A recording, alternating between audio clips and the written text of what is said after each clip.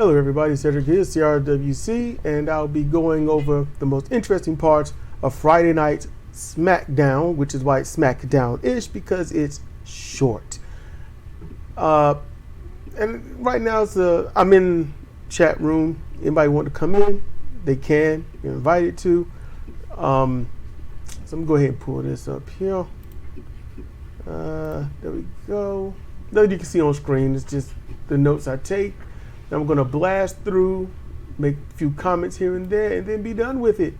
And if you want me to keep doing this, hey, give me some views, give me some love. And if you want me to speak more on a certain thing about SmackDown, let me know in the comments section.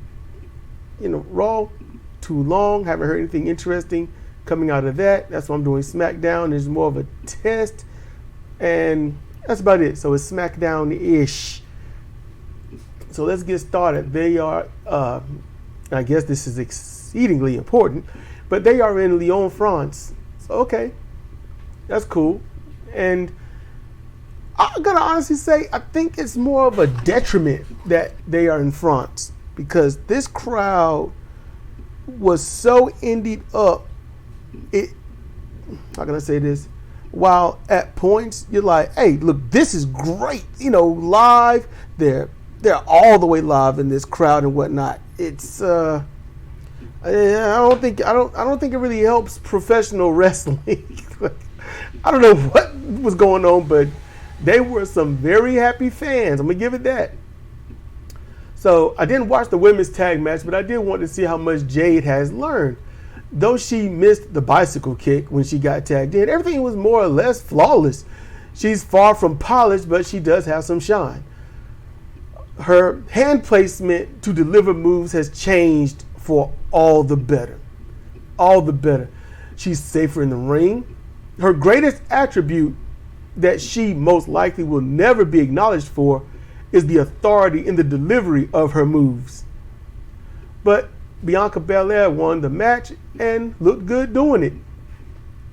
So then we skip that diddly-dee all the way down to Paul Heyman, who goes to see Nick Aldis, and he is denied his request, as Owens and Orton will not be pulled out of the tag team match at Backlash against the Bloodline. Aldis asks if the orders are from the tribal chief, and Heyman is a little bit unnerved by the sentiment. He cites, Heyman does, a difference between being in charge and being in control, and that he's not spoken to Roman Reigns since WrestleMania. This gives pause to Aldis, because last week Heyman did say, I pulled him out. No, he says Roman pulled himself out of the draft. And Aldis is, as I said, this gives pause to Aldis and a bit of guilt to Heyman, as Aldis calls him out on not talking to the tribal chief in months. Heyman is forced to admit that Roman didn't pull himself out of the draft, but Heyman pulled him out. Heyman explains in short that he can't subject Roman to what's going on in the WWE right now, and that Aldis cannot put Orton and Owens in the ring with the Bloodline as they are right now. Aldis gives Paul one chance to get out of this, and that's since he pulled Roman Reigns out of the draft. Let's see if Paul Heyman can pull Owens and Orton out of the tag match on the upcoming RKO show. I was like, okay, fair enough shot there. So I had to skip a lot to get to Heyman coming out. And I was actually a little bit impressed by this because, well, he has the same walk as he did back in WCW as Paul E. Dangerously. The same walk. I was like, okay, that's just Heyman's walk. I thought maybe it was a thing that he was doing. Way back then, I was like, this is just what he's doing, because everybody's got a Michael P.S. Hayes, like nobody walks around like that, consistently strutting. So, nope, this Heyman's walk. I was like, okay, that's his walk. The fans chanting that they want Roman. Heyman simply says that he wants Roman too, and the fans slightly boo it, but they realize we sound dumb booing the same thing that we want too. And so Heyman simply says that Roman did what he had to do as champion to keep that belt, and it was competition. And while he's gone, the rules of the Bloodline has changed, and they need Kevin Owens and Randy Orton, they need to do everyone a favor.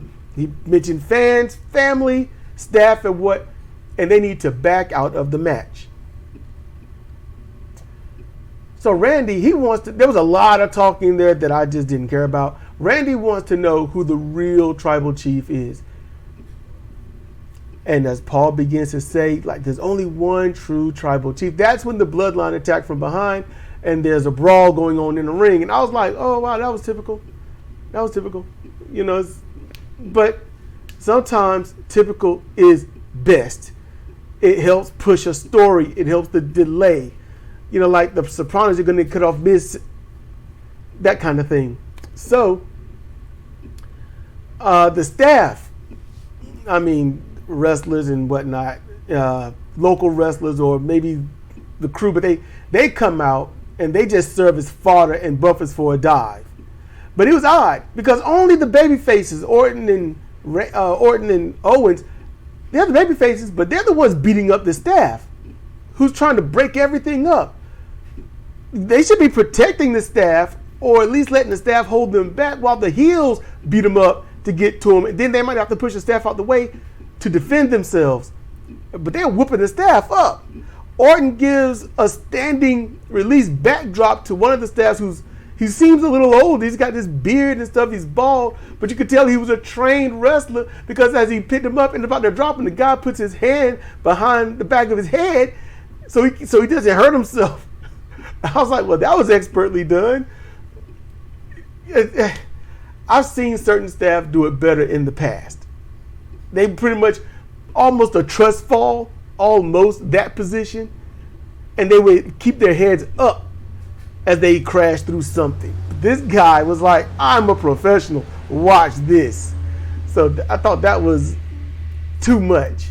It's so professional it looks non-professional. So next thing I get to is LA Knight. He lets us know he's entering the King of the Ring in order to make the ring his actual ring. Instead of just saying, get out of my ring, yada, yada, yada. He's like, no, this is going to be mine. He's got a very... He's 70% Steve Austin, 30% The Rock. That's where he is. And it works. Because he can pull it off smoothly. He's great at it. So it's not a complaint, it's an acknowledgement. But then here's the bad part. Escobar, he gets on the mic. He's jaw-jacking. LA Knight shuts him up. And then what I find stupid is this. After he shuts him up and talks his trash, Escobar starts jaw-jacking. But he's still holding the microphone in his hand. He's still got the microphone. It's like, dude, you got the mic. Pick it up to your mouth. If you go sit there and start talking trash, get on the mic. You got it. I'm like, that looks bad. That looks terrible. Because it makes you look weak. Like, yeah, I got stuff to say. Are you just flapping your gums and making it look good? Or are you actually saying something? Right now, it's like you're just trying to look good, but you was probably just and that's it. It's like if somebody was able to just have a super mic and just pull his voice out. I wonder if that's what it would have sounded like. In any case, so then they do the Backlash matchups. And I was like, okay, I'm going to pick the winners. I know it started at 1 p.m. I think that's what they said, our time or something like that, and some other time. So, okay. So, women's tag team titles, Kabuki Warriors versus Belair and Jade. I suspect one of two things. All right. Belair and Cargill will win. I suspect this, and Cargill will pick up the win, being last in the ring. Or it'll be the Kabuki Warriors winning, pinning Belair, because Jade just isn't polished enough to carry these tag titles with Belair, who is more WWE experienced than Jade. So if either team win or lose, that's why. But going on experience, I would let it stay with Kabuki Warriors. until Jade is actually up there and ready. That's what I would do. Tag team, Owens and Orton versus Sikoa and the MFT Tama Tonga. My guess will be that Sikoa and Tonga should win. They should win. But seeing that Orton came out and whooped them up by himself, like they were nothing, it's kind of like, okay, so I mean, it makes it obvious. But if this is a long storyline that they're doing, Sikoa and Tonga got to win if they're doing a long-term storyline. So next we get the women's three-way, so triple threat rules. First pin, that's the match. It's over. Pin or submission is not elimination. I think it should always be elimination. But you got Naomi versus Bayley versus Stratton. And I'm like, all right, Bayley's going to win that because they don't want Naomi to have it, and Stratton is just Stratton. She's not interesting. So Bayley needs to keep it. Besides, she just freshly won it anyway. WWE Heavyweight title, Damian Priest versus Jey Uso. Jey is good because he says yeet, and he's for WWE looking, he's very indie. Damian Priest is just overall damn good, so he should keep the belt. Simple as that. And I predict him to win. Then we get the undisputed title, Cody Rhodes, champion versus AJ Styles. AJ's going to lose because this is Cody's first official defense. So there you go. I thought it'd be his second, but okay, he says it's going to be his first. Okay. So Cody is going to win that. Then we get to the quote-unquote double main event.